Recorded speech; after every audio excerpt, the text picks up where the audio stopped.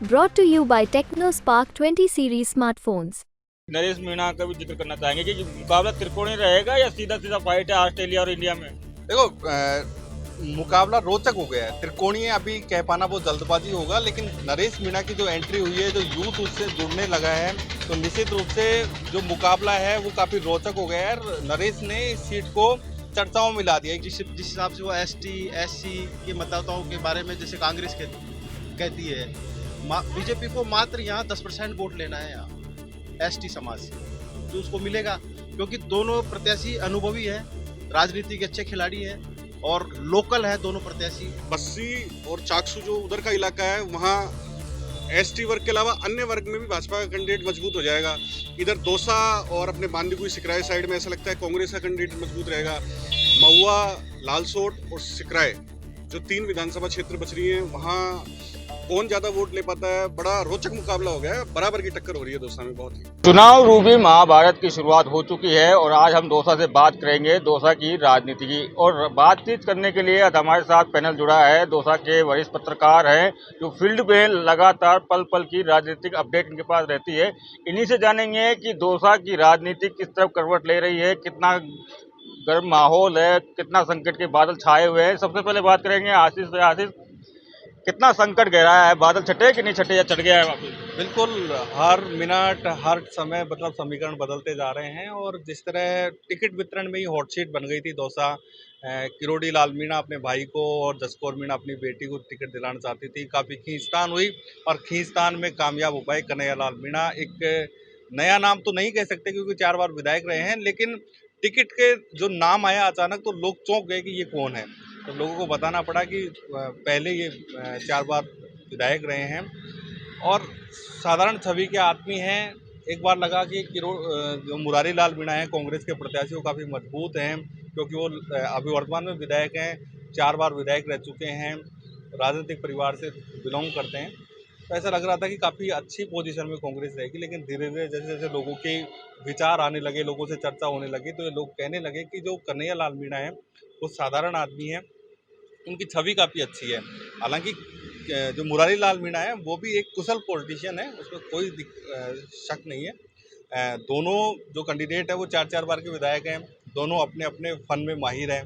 वो उनका सीधापन है, ये कुशल राजनेता है। इस बीच नरेश मीणा का भी जिक्र करना चाहेंगे कि मुकाबला त्रिकोणीय रहेगा या सीधा सीधा फाइट है ऑस्ट्रेलिया और इंडिया में। देखो मुकाबला रोचक हो गया है। त्रिकोणीय अभी कह पाना बहुत जल्दबाजी होगा, लेकिन नरेश मीणा की जो एंट्री हुई है, जो यूथ उससे जुड़ने लगा है, तो निश्चित रूप से जो मुकाबला है वो काफ़ी रोचक हो गया है। नरेश ने इस सीट को चर्चाओं में मिला दिया। एक रिजर्व सीट थी, लोगों का ज़्यादा इंटरेस्ट नहीं था कि एसटी की सीट है, कोई भी जीते मीणा जाति का ही सांसद बनेगा। एक अन्य जातियों में ये दिमाग में था, लेकिन जैसे ही नरेश की एंट्री हुई है तो जो दौसा सीट का जो चुनाव है काफ़ी रोचक हो गया है।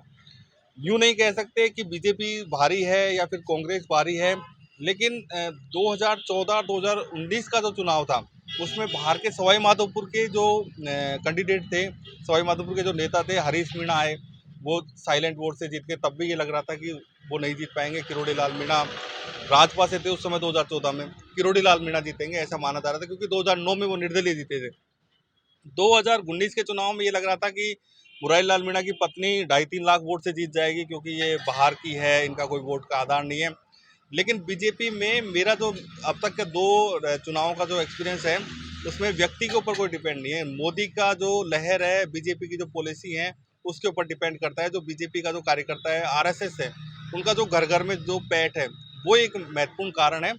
दूसरा, अब जो वर्तमान है, पहली बार बस्सी क्षेत्र से ये कैंडिडेट उतारा है, तो बस्सी और चाकसू के लोगों को ये लग रहा है कि पहली बार दौसा से बाहर जो उनकी विधानसभाएं हैं, यहाँ से प्रत्याशी मिला है, तो उनमें एक तरीके से क्षेत्रवाद कह सकते हैं, क्षेत्रवाद को लहर मिली है। और क्षेत्रवाद के चक्कर में दोनों विधानसभाओं के लोग ये चाहते हैं कि हमारा यहाँ का जो नेता है वो प्रतिनिधित्व करे। ऐसे में निश्चित रूप से कहा जा सकता है कि बस्सी और चाकसू में एक अच्छा परफॉर्मेंस बीजेपी करेगी। अब ये जो दौसा की 5 विधानसभाएं हैं, एक थानागाजी है, उसमें कितना वोट ले पाएंगे कन्हैया लाल मीणा, ये देखने वाली बात होगी। क्योंकि मुरारी लाल मीणा बांदीकुई विधानसभा क्षेत्र के में जन्मे हुए हैं, दौसा उनकी कर्मस्थली रही है, सिकराय में वो पढ़े लिखे हैं और महुआ से सटे हुए उनके काफ़ी सारे उनके गोत्र के और उनके समाज के लोग हैं, काफ़ी अच्छा वोट बैंक है। यानी 4 विधानसभाओं में काफ़ी मजबूत मुरारी लाल मीणा है। मजबूत की बात कर रहे हैं, लेकिन कहीं ना कहीं बीच में एक गैप भी है। जिस तरीके से किरोड़ीलाल मीणा दिखाई नहीं दिए कल नामांकन में, उसी तरह के सचिन पायलट की दाव साख पे है, उधर किरोड़ीलाल मीणा की सब। किस तरह के देखते हैं कि दो नेताओं के चेहरा या फिर पार्टी फेस? बिल्कुल क्योंकि देखो पायलट और किरोड़ी इन दोनों की वजह से ही दौसा हॉट सीट रहती है। भले ही ये चाहे किसी को वोट दिलाएं चाहे नहीं दिलाएं, लेकिन इनकी वजह से चर्चाओं में दौसा रहती है। अब क्योंकि 2014-2019 का उदाहरण हम देख चुके हैं, यहाँ पर किसी के दिलाने से कोई फर्क नहीं पड़ता है। यहाँ वोट मिलेगा, बीजेपी का मिलेगा और एक एंटी बीजेपी का मिलेगा। कांग्रेस का वोट है कि नहीं है ये अलग बात है, लेकिन एंटी बीजेपी और बीजेपी दो ही वोट बैंक हैं। और उस वोट बैंक में अब नरेश कितना ट्विस्ट लाता है इस पूरे चुनाव में। नरेश जो भी वोट लेगा वो कांग्रेस के लेगा, ये कन्फर्म है। नरेश बीजेपी के वोट में कोई सेंध नहीं लगा पाएगा। वो जो टुकड़ा करेगा, जो बिखराव करेगा, वो कांग्रेस के लिए करेगा। ऐसे में देखने वाली बात होगी, क्योंकि काफ़ी रोमांचक है। पहले ये लग रहा था कि दौसा की सीट काफ़ी सेफ है, सबसे मजबूत कैंडिडेट है मुरारी लाल मीणा, किरोड़ी फैमिली आएगी तो ही टक्कर दे पाएगी बीजेपी। लेकिन जब से कन्हैया लाल मीणा आए हैं तो ऐसा नहीं कहा जा सकता है कि कन्हैया लाल मीणा काफ़ी कमज़ोर कैंडिडेट है। अच्छी टक्कर भी दे रहे हैं और अंडर करंट देखने को मिल रहा है। हालांकि मजबूत अपन ये कह सकते हैं कि मुरारी लाल मीणा हो सकते हैं, लेकिन कम कन्हैया लाल मीणा भी नहीं है। जी बिल्कुल, और भी हैं। बात करेंगे पाराशर जी, बात करेंगे पाराशर जी। किरोड़ी वर्सेस पायलट चुनाव हो गया है, त्रिकोणीय हो गया है। कहाँ लगता है कि कितना मुश्किल और कितना आसान है दोनों पार्टियों के लिए? फिलहाल तो जब तक नामांकन वापसी की प्रक्रिया समाप्त नहीं होगी तब तक ये कहना ज़्यादा उचित नहीं रहेगा कि त्रिकोणात्मक होगा। हाँ, ये ज़रूर है कि यहाँ जो जिस तरह के समीकरण बनने जा रहे हैं वो ज़्यादातर मुझे भाजपा के पक्ष में ज़्यादा नज़र आ रहा है, क्योंकि यहाँ साइलेंट वोट ज़्यादा है। और जो जिस हिसाब से वो एसटी एससी के मतदाताओं के बारे में जैसे कांग्रेस कहती है, बीजेपी को मात्र यहाँ 10% वोट लेना है यहाँ एसटी समाज से, जो उसको मिलेगा। क्योंकि दोनों प्रत्याशी अनुभवी है, राजनीति के अच्छे खिलाड़ी हैं और लोकल है दोनों प्रत्याशी। दौसा लोकसभा क्षेत्र के हैं दोनों प्रत्याशी। भाजपा ने भी एक अच्छे छवि व्यक्तित्व को मैदान में उतारा है, इधर कांग्रेस ने भी एक रंजे मंजे अच्छे खिलाड़ी को मैदान में उतारा है। इसलिए त्रिकोणात्मक का तो अभी कोई फिलहाल मैं मानता नहीं हूँ कि हो जाए। हाँ, निकट भविष्य में नामांकन प्रक्रिया के बाद में नरेश मीणा कितना छाप छोड़ पाते हैं। हालांकि वो युवाओं में काफ़ी चर्चित है कि काफ़ी फेमस है, लेकिन उसको वोट में कितना तब्दील करेंगे ये बात का विषय है। किसकी बाधा में रुकावट डालेंगे नरेश मीणा? लग तो रहा है कि कांग्रेस को नुकसान पहुंचाएंगे वो तो। नहीं, अगर वो अपने यूथ जो मैनेजमेंट है उसको अगर पूरी तरह से सक्रिय कर लिया तो वो सबसे ज़्यादा नुकसान कांग्रेस को ही होगा और बहुत ज़्यादा नुकसान होगा उसमें। क्योंकि आज सोशल मीडिया पे युवाओं की ज़्यादा पकड़ है। सोशल मीडिया से आपने देखा होगा शिव विधानसभा में एक रविंद्र भाटी है, वो एक सोशल मीडिया के आधार पर यूथ टीम के आधार पर चुनाव जीत गया, अच्छे मतों से चुनाव जीत गया, फिर उसने लोकसभा का नामांकन दाखिल कर दिया है। वैसे का वैसे टीम मैनेजमेंट नरेश मीणा के साथ भी है, और वो कितना कारगर साबित होता है ये तो देखने को अब मिलेगा। एक सवाल और दाग ही देता हूँ। जिस तरीके से विधानसभा चुनाव की मैं जिक्र करूँ तो गुर्जर समाज, मीणा समाज, जिस तरीके से गुर्जर समाज ने कांग्रेस को नुकसान पहुंचाया था और जिस तरीके से किरोड़ीलाल मीणा का जो कहा जाता है फील्ड में कि उनको जो मेहनत की थी उस हिसाब से उनको पद नहीं दिया गया, तो कितना नाराजगी, कितना फायदा ले पाएंगे? देखो, पिछले 70 साल से कांग्रेस शासन करती आई है। राजस्थान में कांग्रेस का शासन रहा है। पहली बात तो कांग्रेस ने कितने आदिवासी, कितने मीणा समाज को मुख्यमंत्री बना दिया। अब बात करते हैं, वो मत तो देते हैं कांग्रेस को और मुख्यमंत्री की मांग करते हैं बीजेपी से। किरोड़ीलाल मीणा को वास्तव में अगर वो मुख्यमंत्री बना के रूप में देखना चाहते थे तो कम से कम इस पूर्वी राजस्थान में तो उनके कद के अनुसार उनको भाजपा के पक्ष में मतदान करना चाहिए था, जिससे राजनीतिक रूप से उसके ऊपर प्रेशर बनाया जाए। अब यहाँ इस क्षेत्र में पूर्वी राजस्थान में विधायक तो भाजपा के कम है और कांग्रेस के ज़्यादा है, तो इसलिए ये मुद्दा ज़्यादा हावी नहीं रहेगा। ये इससे नाराजगी का कोई असर नहीं पड़ेगा इनमें। नहीं पड़ेगा।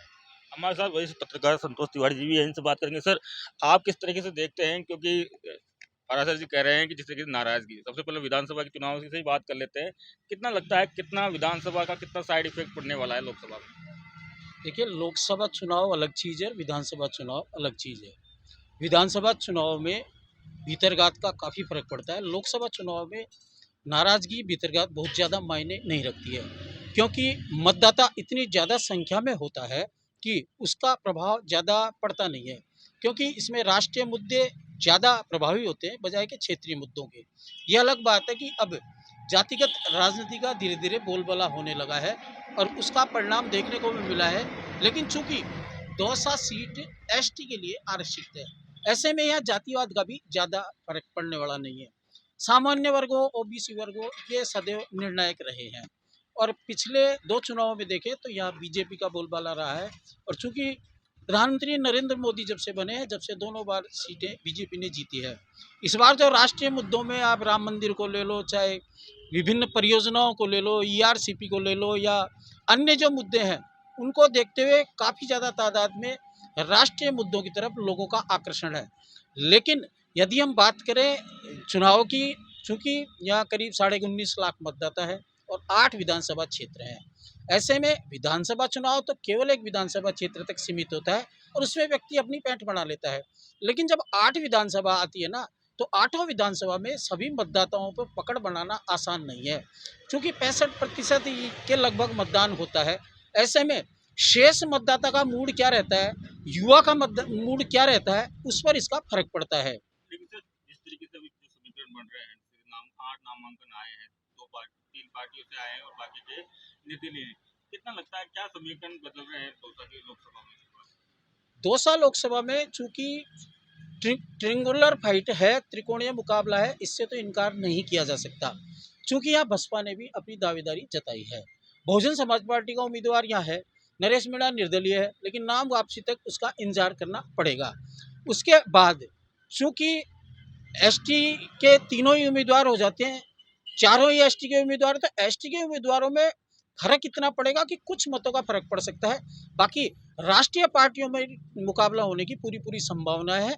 और राष्ट्रीय में जहाँ तक वर्तमान में कांग्रेस जो इंडिया गठबंधन है उसको देखते हुए, राजस्थान में कांग्रेस की क्या स्थिति है उसको देखते हुए, और भाजपा में किरोड़ीलाल जी जसकौर जो टिकट मांग रहे थे उनकी वर्तमान में क्या स्थिति है, इन सबको देखने के बाद ही इस लोकसभा सीट की दशा और दिशा तय होगी कि कौन बाजी मारेगा। लेकिन वर्तमान में यहाँ कुछ भी कहना जल्दीबाजी होगा। हमने किरोड़ीलाल मीणा की बात की, लेकिन जिस तरीके से जो टिकट वितरण में जो लग रहा है कि नाराजगी, कितना साइड इफेक्ट होगा बीजेपी को इस नाराजगी से? भारतीय जनता पार्टी में अक्सर जब ये चीज़ आती है तो वो जब टिकट वितरण की प्रक्रिया पूरी हो जाती है तो पार्टी ले देकर वो सब एक सूत्र में पिरो देते हैं। और चूंकि आरएसएस का एक संगठन होता है और ये आपस में इनकी इसी तरह की अनुशासित पार्टी मानी जाती है, तो गाए बगाए यदि कोई नाराज़गी थोड़ी बहुत भी करता है तो उसका ज़्यादा प्रभाव पड़ता नहीं है। लेकिन अधिकांश सीनियर लीडर होते हैं जो जानते हैं कि राजनीति लंबी है और उन्हें आगे जाना है, ऐसे में वे छोटी बातें नहीं करते हैं और एकजुट होकर पार्टी के साथ चलते हैं। दूसरी बात करें तो दोनों ही कांग्रेस और बीजेपी के लिए कितना मुश्किल है ये चुनाव, क्योंकि कांग्रेस को तो पुरानी जमीन चाहिए वापस और बीजेपी को अपना हैट्रिक बनानी है। किस तरह देखते हैं? बिल्कुल संदीप जी, ये सवाल वाकई काफ़ी महत्वपूर्ण है, क्योंकि दोनों ही कांग्रेस और बीजेपी दोनों के लिए करो मरो का चुनाव है।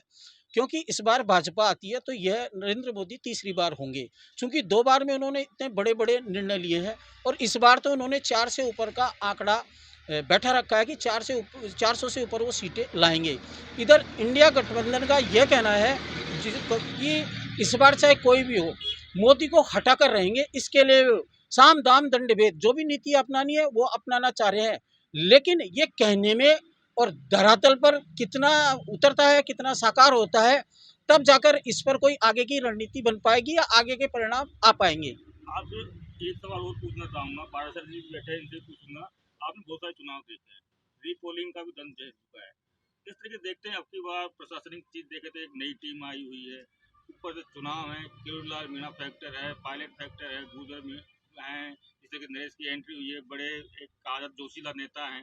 किस तरह देखते हैं अब की बार चुनाव कितना मुश्किल होने वाला है? बिल्कुल ये बात सही है कि नई टीम आई है, लेकिन पहले के चुनाव में अब नई टीमों में अंतर इस बात का है कि पहले सीमित संसाधन हुआ करते थे और बैलेट पेपर से चुनाव होते थे, जिसके चलते बूथ कैप्चरिंग की घटनाएं, उनको बैलेट पेपरों को फाड़ देना, इस तरह की घटनाएं होती थी। लेकिन अभी इतना ज़्यादा सोशल मीडिया वगैरह सूचना तंत्र इतना सक्रिय हो गया कि यदि टीम भी नहीं हो तो कुछ ही देर में जैसे ही सूचना मिलती है तो तत्काल कोई भी समस्या आती है उसका समाधान तत्काल हो जाता है, लॉ एंड ऑर्डर को मेंटेन कर लिया जाता है। लेकिन अनुभव की बात है, निश्चित रूप से कहीं न कहीं अनुभव की कमी है। लेकिन पूछताछ करके कैसे भी पुराने अनुभवी लोगों से बात करके सभी मिल-जुल कर चुनाव हो जाएँगे। लेकिन आज के ज़माने में रिपोल या ट्रिपल पोल की घटना की कल्पना करना कोई ज़्यादा मैं अच्छा नहीं मानता और संभव ही नहीं है। ट्रिपल पोल की घटना आज के परिप्रेक्ष्य में पॉसिबल नहीं है। ये अलग बात है कि दौसा लोकसभा में 2 बार ये घटना हुई है, जो देश में शायद ही कहीं नहीं हुई हो। लेकिन 1996 में जब ये घटना हुई थी, उस समय परिस्थितियाँ अलग थी और 2009 में जब गोठड़ा में ये घटना हुई, उस समय परिस्थितियाँ अलग थी। लेकिन आज आप इसे ट्रिपल पोल की घटना की बात करो, तो वो संभव नहीं है। सर जी आपका नामांकन अगर नरेश मीणा की दावेदारी रहती है निर्दलीय प्रत्याशी के रूप में, तो वो काफ़ी अग्रेसिव है और उनकी जो यूथ टीम है वो भी इस चुनाव को कहीं न कहीं प्रभावित अवश्य करेगी।